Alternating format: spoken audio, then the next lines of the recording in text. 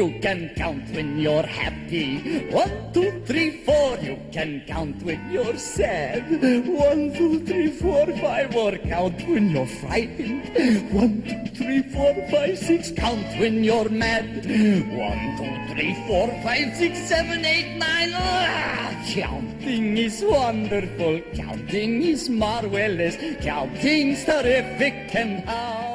Family dysfunction all around. In future Queen Mansion, Lex discovers Lionel has had bugs planted in his office right after the doctor from Stargate Atlantis tells him that Lionel underbid him on a multi-million-dollar contract. It's a good thing he thought to start smashing things right then, or he wouldn't have found the bugs and we wouldn't have an episode. Obviously, those anger management lessons have really been sinking in. Jonathan plans a picnic for Martha for their wedding anniversary, but Lionel, now romantically coming on to Martha aggressively, is forcing her to work that day, and it's a Sunday. Although I'm not sure why she's so worried she'll lose her job if she doesn't show. She stood up against Lionel and sided with Joseph Willowbrook about the Kawatche Caves and didn't lose her job even though he threatened her. This clearly isn't about business for Lionel. He's a predator, and he's decided for whatever reason to strike at the heart of the enemy now. You don't take a man's wife away from him on their anniversary and then give her a promotion and an expensive watch engraved with affection unless you're going to war, especially when the promotion is just a flimsy excuse to try to seduce her with a gift. And she's already his executive assistant. What position is he promoting her to? Co-president of the company? Lex decides to fight fire with fire and hire his own illegal surveillance team to spy on Lionel, using a synthesizer to disguise his voice and calling himself Mr. Green. I guess that sounded more ominous and mysterious than Professor Plum or Colonel Mustard. It's also an odd coincidence that he goes with Green, given that Green Arrow will use a similar device to mask his voice and costume in Season 6.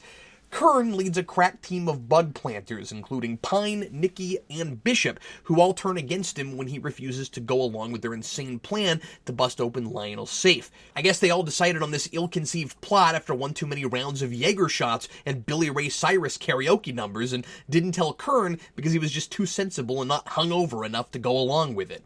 Lionel alerts the police with a panic button, but Pine still insists on getting what he came for. After a lot of violence and yelling and freezing, Pine finally breaks into the safe and discovers, to the surprise of no one watching, that there's nothing there of any clear value to him, as Lionel warned him.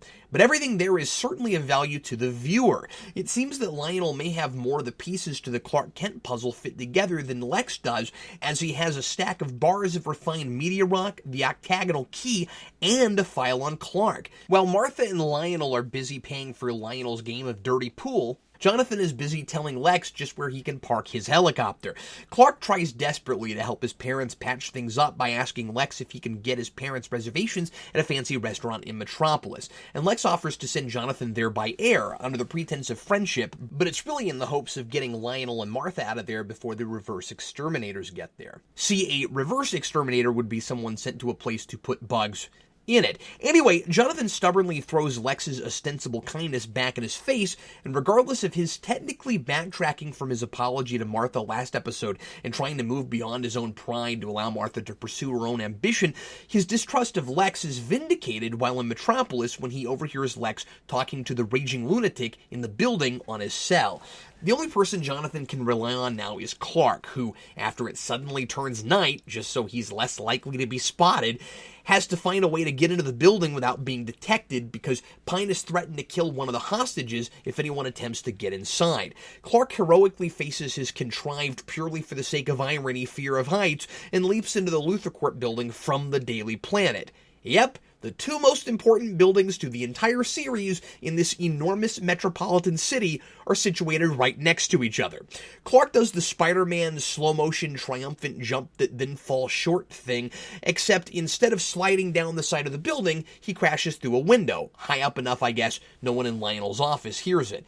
In the meantime, Lex has offered Pine $1 million to let the hostages go, but Lionel doubles that offer, still proving that he always has the upper hand over his son. Clark barges in, but he's stopped by the refined meteor rock. Martha manages to push it back inside the safe and crush Pine's hand when he tries to stop her. I'm not sure why he steps in, unless he can tell it's the meteor rock that's affecting Clark. In all the commotion, Lionel gets his hands on a gun and finally shoots Pine, immediately making me and exactly no one in that room suspicious that he may have already regained his sight and he's just pretending now. Martha covertly tells Clark to burn the files with his heat vision, and all the answers we've been asking all episode are tabled for later. Martha also takes the octagonal key back from Pine. She and Jonathan are both now becoming more dubious and taking on methods similar to Lionel's. Instead of insisting Martha quit working for Lionel like he wanted to earlier, he now suggests they take a page out of the Luther playbook and keep her there to spy on him and find out what he has on Clark.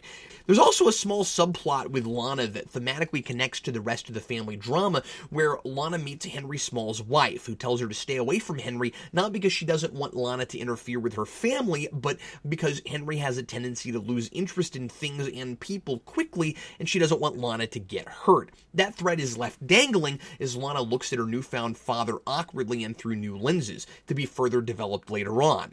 In the last scene, Martha hides the octagonal key in a tin of flour. Why not put it in a jar of sorghum or pickle juice?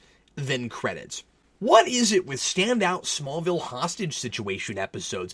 This is effectively a spiritual follow-up to one of Season 1's best episodes, Jitters. And it's so subtle about that relating the two didn't even occur to me the first time I saw it. The actual catalyst behind the hostage situation isn't at all compelling this time around. In Jitters, I sympathized with and cared about Earl Jenkins, and this Pine guy is just a plot device to create danger. But this scenario is about a lot of the same things Jitters was, and it progresses both the overarching mystery and the family stuff just like that episode did, seeing these relationships change and grow in interesting and even sad ways.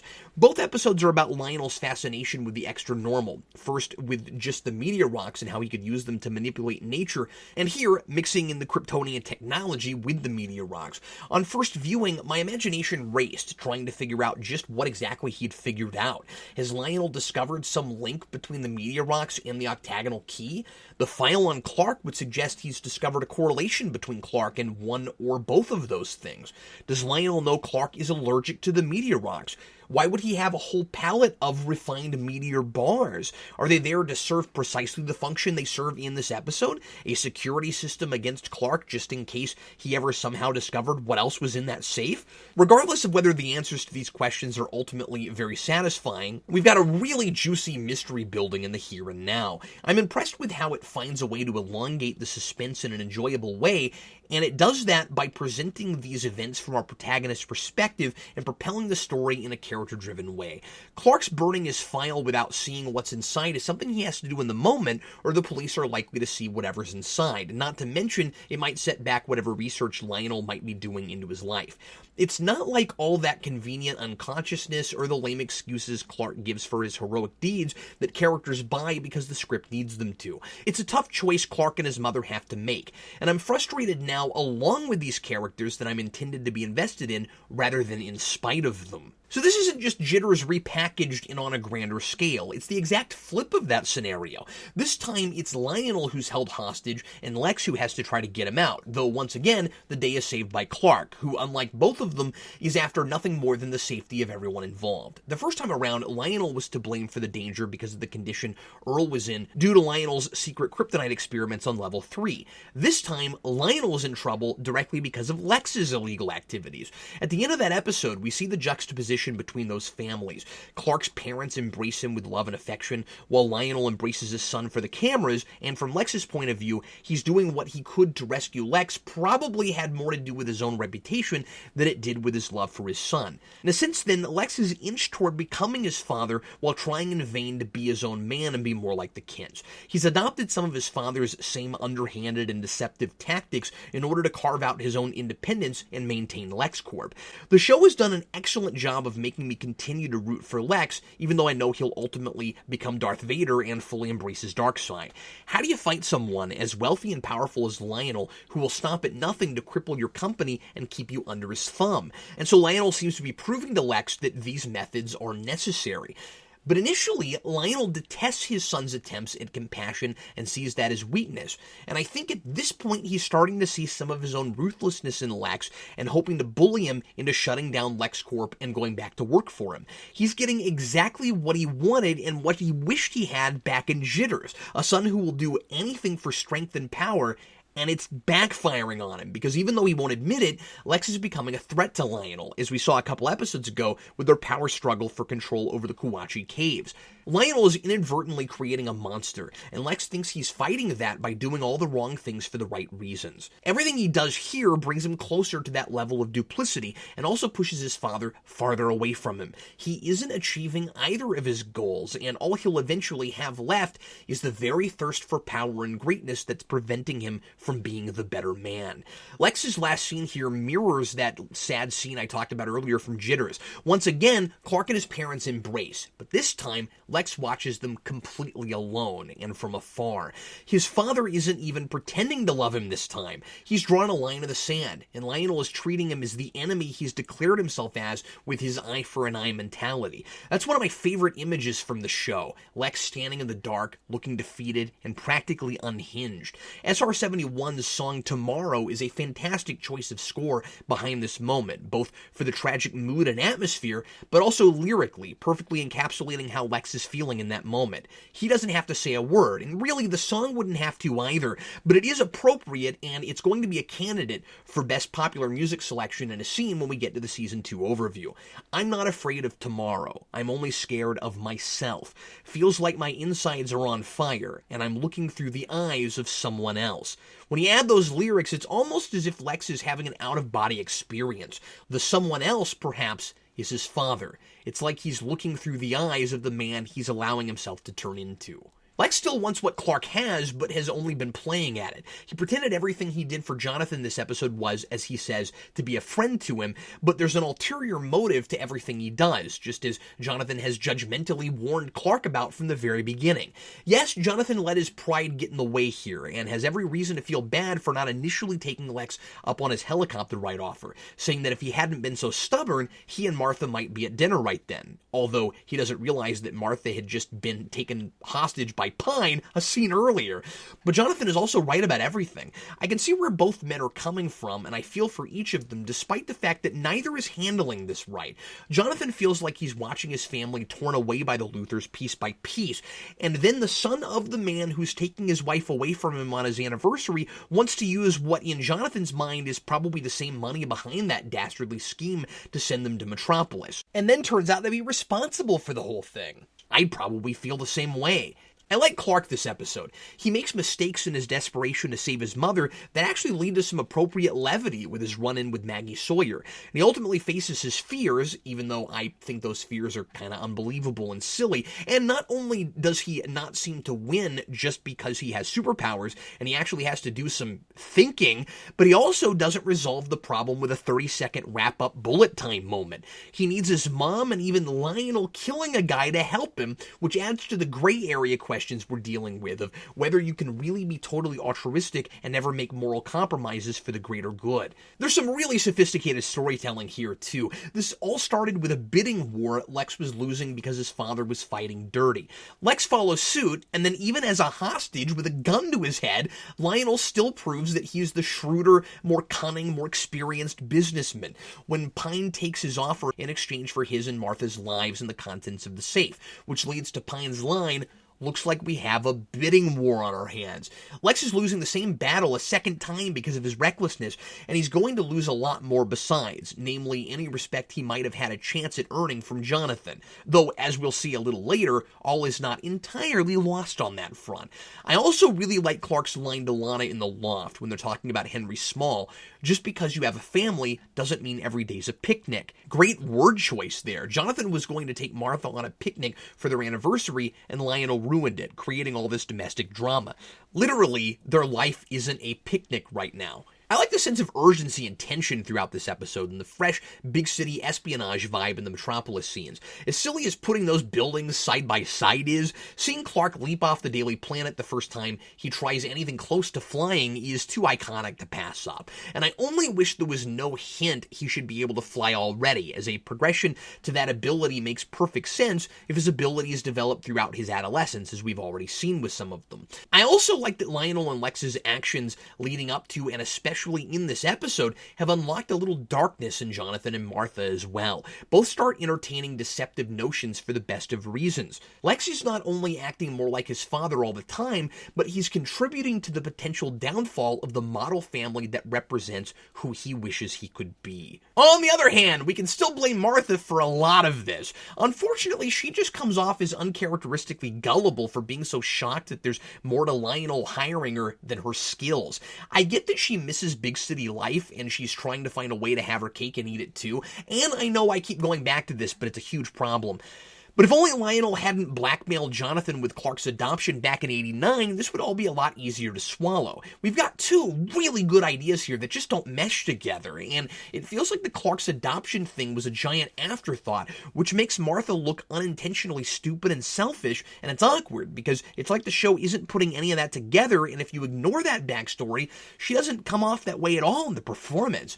As I alluded to earlier, Pine is over the top and insane for no good reason, and he's as fleshed out as your average high school Kryptofreak with some petty high school agenda. Just spend a couple minutes fleshing out his motivations. Why is he such a hothead? Why is he so trigger happy? Why does he want to get rich quick so badly when he's gotta be well paid for the illegal work he's doing already? It's hilarious when he explains what he's doing to Kern, like as a foregone conclusion he should have put together already. He says, "Did you really think we'd break into the office of one of the richest men in the world just to plant some bugs?" Well, yeah, I would assume that. A, because Mr. Green must be paying you pretty well.